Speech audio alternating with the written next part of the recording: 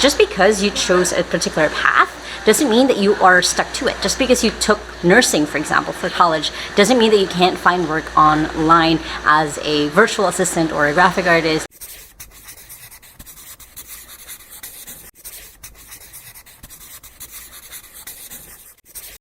Hi there and welcome back to my YouTube channel. Now, it has been 10 years that I've been working from home, working online, working remotely, and actually today, working from the beach. If this is your first time here on my channel, my name is Lacaba.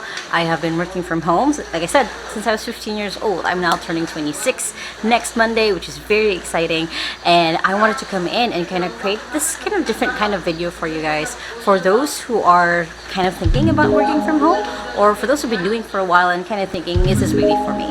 So make sure to watch until the end of this video, because I'm going to go through the top lessons that I've learned in the last 10 years working from home, the mistakes I've gone through, and also just the quick shortcuts that I've also learned that has made this journey just so much better. Now, I am filming in front of the beach right now for you guys. You'll hear a little bit of the waves coming in and out. People are probably going to be passing by, so just giving you guys that heads up. So one of the main things that I've learned when it comes to working from home is that it is not for everyone. I've said this before on my channel, but working from home really has a different level of discipline, really a different level of motivation for a lot of people. And I know with this pandemic, a lot of us have been forced to work from home and can kind of see the point of like, yeah, it's not for everyone, because you need to be the kind of person who can get up even though you're just going literally right next to maybe an office, or your office might be in your bedroom. Working from home is something that a lot of people fantasize about, a lot of people want to do, but then when you're actually doing it, it does take some work to be able to get used to the point where you know you're comfortable with what you're doing. So that is the first thing that I really have seen. I've been a career coach also to a lot of different people who just couldn't handle it, and that is okay. Just because you can't do this doesn't mean that you've ruined all of your chances on being able to work remotely. You still can find different ways. You might be able to have like a hybrid setup with your office where you're working in an office some days, working from home some days. You don't have to rush it right away, but that is one of the things is it's okay not to be the kind of person who can work from home. The next thing I've learned when it comes to working from home is you can change your mind. What I mean by this is just because you chose a particular path doesn't mean that you are stuck to it. Just because you took nursing, for example, for college, doesn't mean that you can't find work online as a virtual assistant or a graphic artist or a social media or any other profession. You can change what it is that you commit yourself to. You can learn a lot of different skills and then try that. You don't have to feel that you're stuck at what you chose first, because you can always find the things that you fall in love with, the things that you enjoy doing as you go through this journey of working remote. So don't ever feel stuck of the choices that you've made in the past. In business, we call it sunk cost. Sunk cost is basically, it's done. You move on, you find the next thing that you want to do next. Next important lesson that I've learned working from home for the last 10 years is who you surround yourself with is important, is essential. I have learned this lesson over and over again, and I learned this again even just this year of how essential it is that you surround yourself with the right people.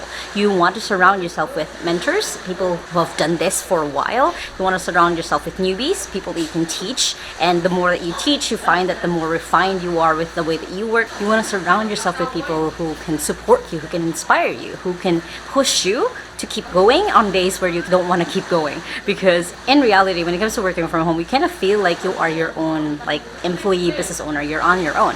So if you surround yourself with people who help you feel less that way, then again, make the whole process so much easier. The next important lesson that I've learned is you are responsible for your own growth. You can never rely on other people to tell you what to do next, to show you what training you should do. You need to be curious enough, you have to stay curious to keep being responsible. You have to be responsible about how you want to grow and how you want to keep going in this industry, because you are responsible for that. Whether it's your hard skills or your soft skills, you have to keep in mind that in this world, you really have to be the one pushing yourself. Again, staying curious so you can keep going. Next lesson, and this is a little bit more technical, a little bit of something that's supposed to make sense to a lot of people, is check reviews. What I mean by this is before you buy a new equipment, before you sign up for a course or you buy a book or you do anything, you make decisions, and other people have already decided that, look at how they decided, look at how they found that product or that service.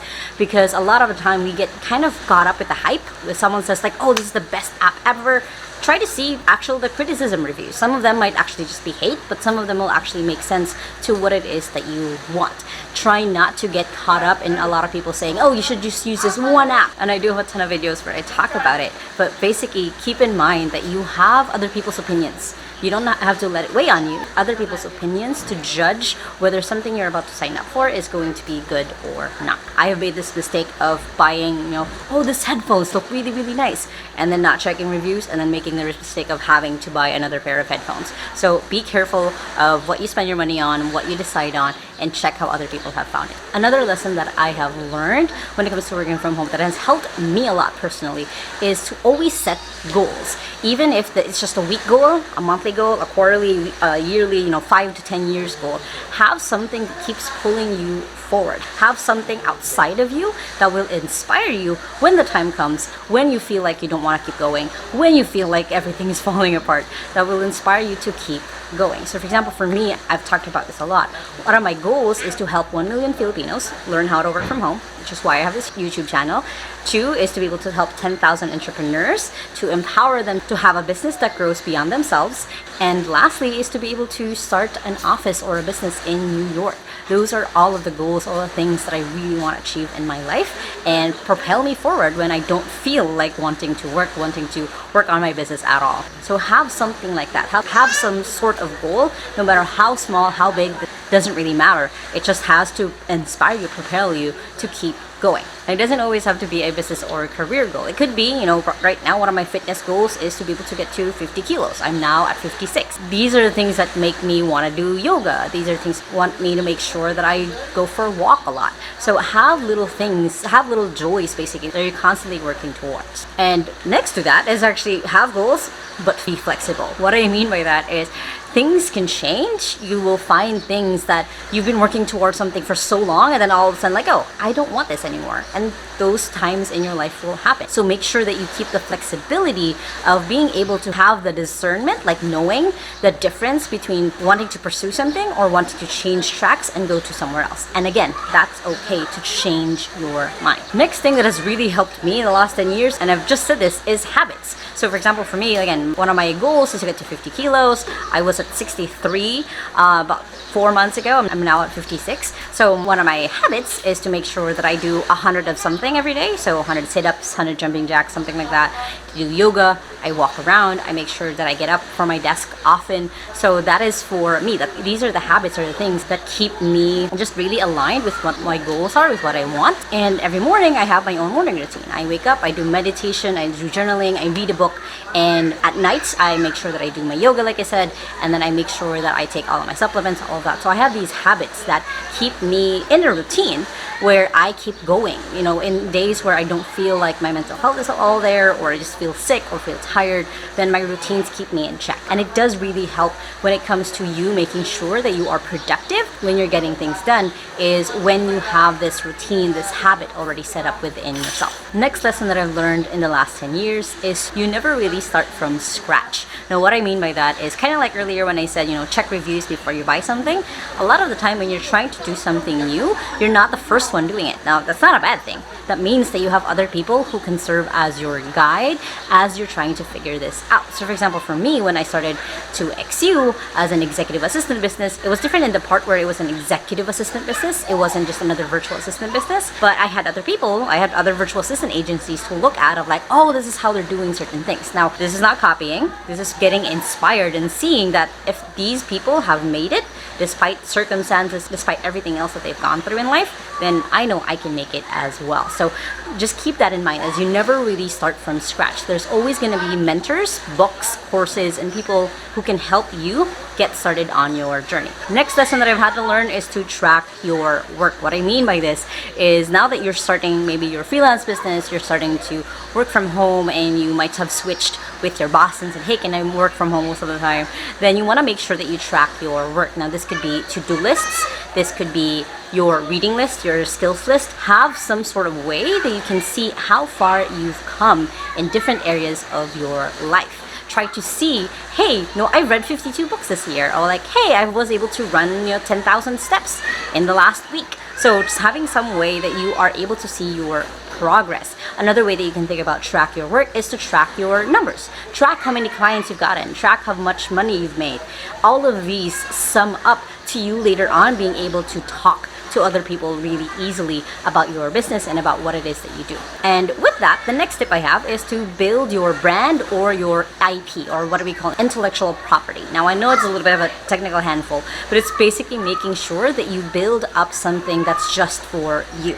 What I mean by this is when I was CEO of a publishing company before, a lot of what I was talking about was my journey, what I was going through, all the things that I was teaching our employees, all the things that I was talking about with our authors. And now that I have 2XU, which is my own, I'm still doing that. I'm still talking about my journey, the things I'm going through, the lessons, the mistakes. You guys see it all in here on my YouTube channel where I'm talking constantly about my own journey. And that is part of my brand. That's part of my IP because I am collecting all of these things so later on I can use them. So for you, what that could look like is you have a portfolio, you have a YouTube channel where you're doing behind the scenes, you have some sort of way that you're documenting everything that you're doing and making that as part of your brand of how people can see you and get to know you. Now my last two tips are more really for just taking care of yourself, and one is just take long walks or go for walks often, at least 3 or 4 times a week, or at least like what I do, once a day. Go for a walk and go out of your house. I know it's a little bit harder depending on where you're at in the world, but try to see more of just what is outside of your office. A lot of the time we feel stuck, mostly because we've been in the same environment for like 24/7. We're still in our bedroom when we sleep, we're still in a bedroom when we work. So try to break and explore what else is out there. And of course, taking a walk is taking care of your back and taking care of your physical health. So just try to do that as often as you can. And the last tip that I have for you, which is probably something that, at least for me, one of the most important ones, is you need to remember to take care of yourself, especially your mental health. Working from home is the same thing as working at an office. You will still have stressors, you'll still have things that will bother you, that will make you uncomfortable. You're just doing it from the comfort of your own home. So if you don't take that break, take that walk, have habits, if you don't grow yourself in some way, push yourself in some way, if you don't accept what your strengths and weaknesses are and start working on more on your strengths instead of your weaknesses, it's all going to be so much harder than it's supposed to be. So make sure to take care of yourself. Find the things that you love, find the fun in the things, and so constantly remind yourself of your goals so you can keep going. Now, if you guys like this video, make sure to hit that thumbs up button right there. Comment below a little bit, have a happy birthday, because this video is coming out the day before my birthday. And let me know if you guys like this kind of content, and I will make more of them. And if you still haven't, make sure to hit the subscribe button right there so you don't miss any of my videos every Sunday and Thursday. And you guys can check out the latest video right here. And I hope you guys have an awesome day. I'm gonna go out into the beach, and remember that small steps matters. And I'll see you in the next video. Bye!